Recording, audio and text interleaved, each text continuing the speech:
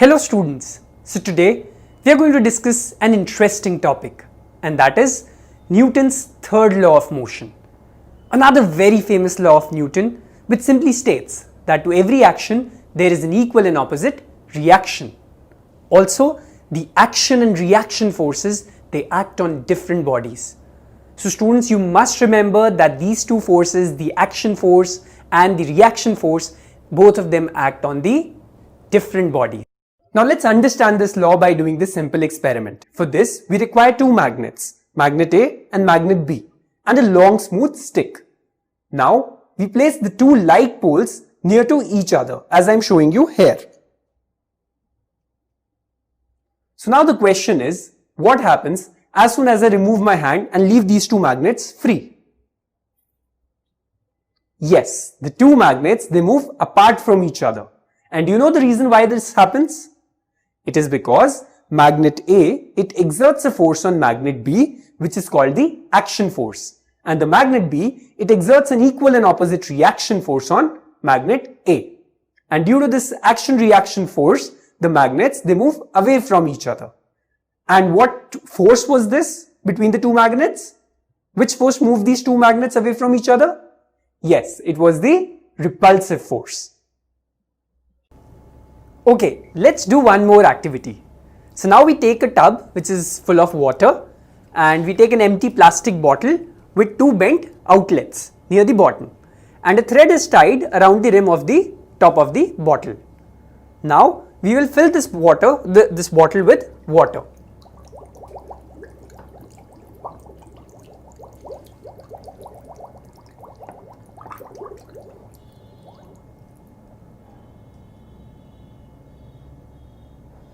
And now, as I just take this bottle out after filling it with water, what happens?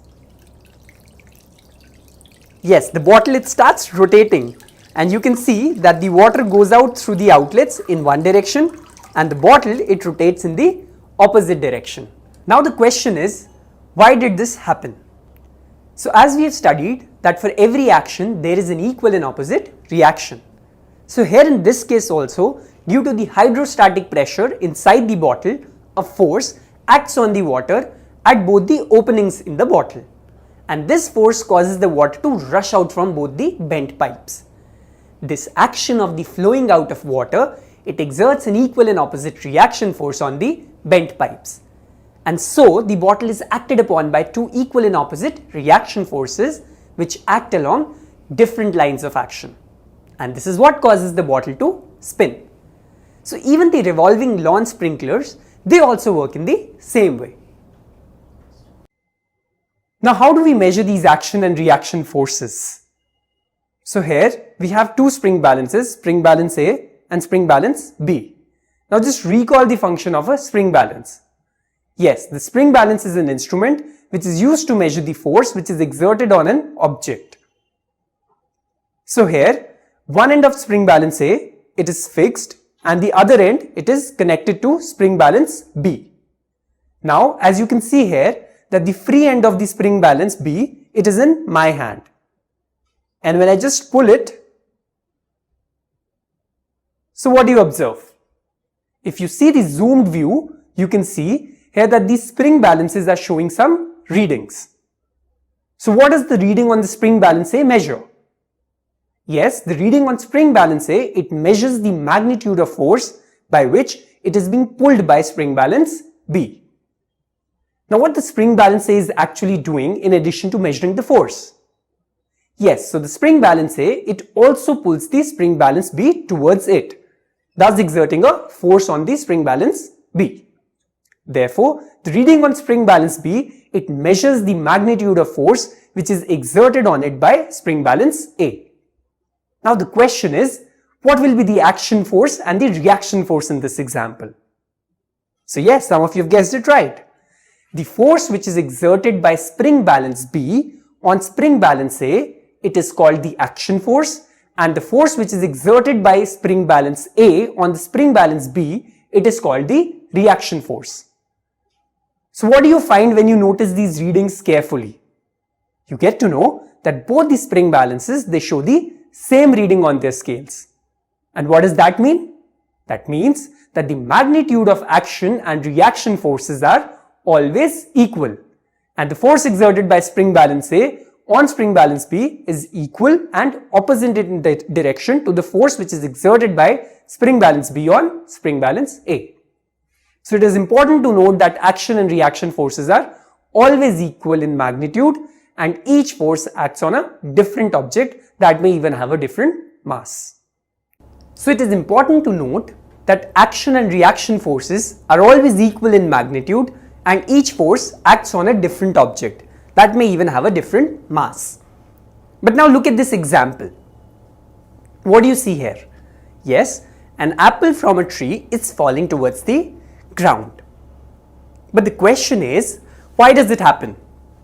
Well, you would probably say that it's because of the gravitational force, which is exerted by the earth on the apple. Correct, you are absolutely correct.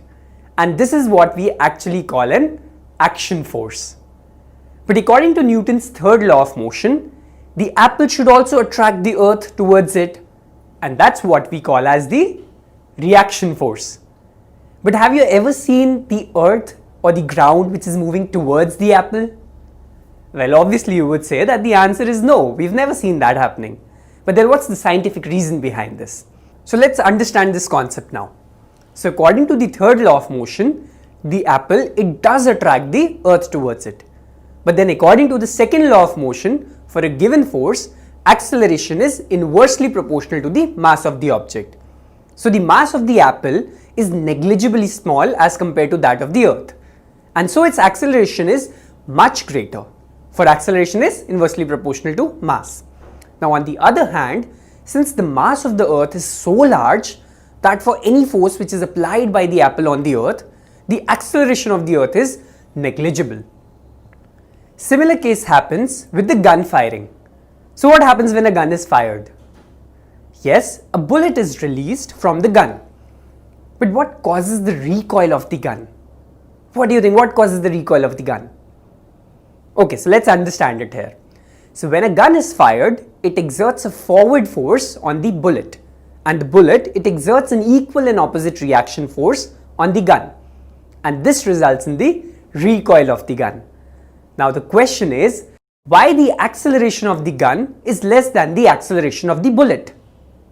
Well, it is so because the gun has a much greater mass than the bullet, and that's why the acceleration of gun is less than the acceleration of the bullet. And that's because, yes, now you're right, because mass is inversely proportional to the acceleration. Now every time I throw or drop this ball on the ground, you see it bounces back. Now what do you think? Why does it bounce back? And what are the action and the reaction forces in this example?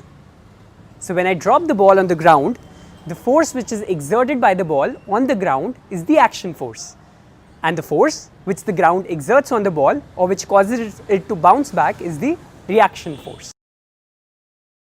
Now have you ever wondered how do the birds fly? Okay, some of you must be saying by flapping their wings. Well, yes, but you will be surprised to know that the flying mechanism of birds, it also follows Newton's third law of motion. Birds use strong muscles in their breasts to flap their wings, and the wings, they push the air down, so by the Newton's third law, the air must push them up. That is, exert a reaction force, and it is because of this reaction force that the birds can stay in the air and fly. So this is all about Newton's third law of motion.